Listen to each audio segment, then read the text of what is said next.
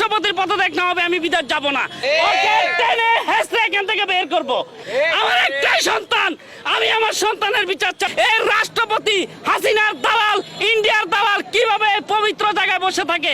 কত মায়ের সন্তানকে বিল্ডিং এর উপর থেকে বিভিন্ন জায়গা থেকে গুলি করছে। ওই সময় রাষ্ট্রপতি ওই কুকুর কোনো কথা বলে নাই। আমি একজন শহীদের বাবা হিসাবে, আমি একজন রেমিটেড যোদ্ধা, আমি টিকিট, আমার শনিবারের ফ্লাইট, আমি যাব না যতক্ষণ পর্যন্ত এই রাষ্ট্রপতির পদত্যাগ না হবে আমি বিদেশ যাব না। আমি এই রাষ্ট্রপতির পদত্যাগ দেখতে চাই একজন শহীদের বাবা হিসাবে। এই রাষ্ট্রপতি হাসিনার দালাল, ইন্ডিয়ার দালাল কিভাবে এই পবিত্র জায়গায় বসে থাকে?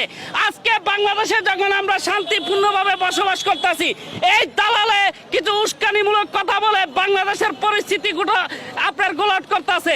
আমি একজন শহীদের বাবা হিসাবে আপনাদের কাছে বলতে চাই, এই সমস্ত আওয়ামী লীগ দালাল এখানে থাকার কোনো যোগ্য রাখে না।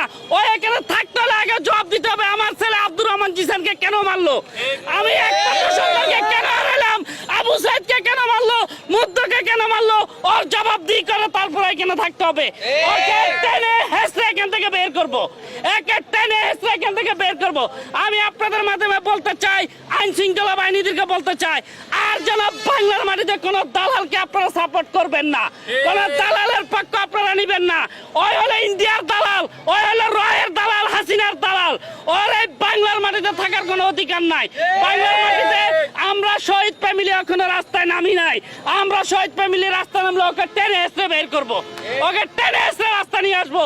ওর মতো একজন আওয়ামী লীগের দালালে এই পবিত্র জায়গা থাকার কোনো অধিকার নাই। আমরা চয়েস করবো কাকে বসাবো। আমাদের সন্তানের মৃত্যুর বিনিময়ে দেশ স্বাধীন হয়েছে, আমরা চয়েস করব ওকে কিভাবে এখানে কে বসবে। এটা আমাদের বাংলাদেশের জনগণের চয়েস। ওর মতো একজন আওয়ামী লীগের দালাল এখানে থাকতে পারে না। আপনাদেরকে আমি অনুরোধ করব, এই আওয়ামী লীগের দালাল শুধু হয় না, আওয়ামী লীগকে চিরতরে আপনার নিষিদ্ধ করতে হবে। এই আওয়ামী লীগ আপনারা জানেন গত 20 জুলাই 5 আগস্ট পর্যন্ত কত মায়ের সন্তানকে বিল্ডিং এর উপর থেকে বিভিন্ন জায়গা থেকে গুলি করছে। ওই সময় রাষ্ট্রপতি ওই কুকুর কোনো কথা বলে নাই। ওই সময় সে যদি একটি করতো, আইন জারি করতো, কোনো গুলি চালানো হবে না, তাহলে আমার সন্তান আজকে মরতো না।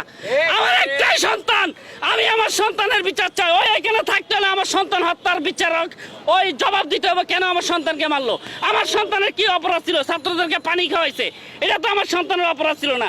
আপনারা জানেন, আমার এই খবর অনেক নিউজে দেখছেন, তার 1 সপ্তাহ পরে আমার একমাত্র ছেলের বউ সুইসাইড করে। এই মৃত্যু সহ্য না করতে পারে, তার ওয়াইফও সুইসাইড করে। তাই এই পেশিবাদী হাসিনার দালালকে আমরা এখানে থাকতে দিব না। আমরা প্রয়োজনে আরেকটা যুদ্ধ ঘোষণা করলাম এই রাষ্ট্রপতির বিরুদ্ধে, আরেকটা যুদ্ধ এখানে হাসিনার বাহিনী, আওয়ামী লীগ ক্যাডার বাহিনীর বিরুদ্ধে আমরা আরেকটা যুদ্ধ ঘোষণা করলাম। আমরা এখানে তাকে থাকতে দিব না, এটা আমাদের শহীদ পরিবারের লাস্ট ডিসিশন।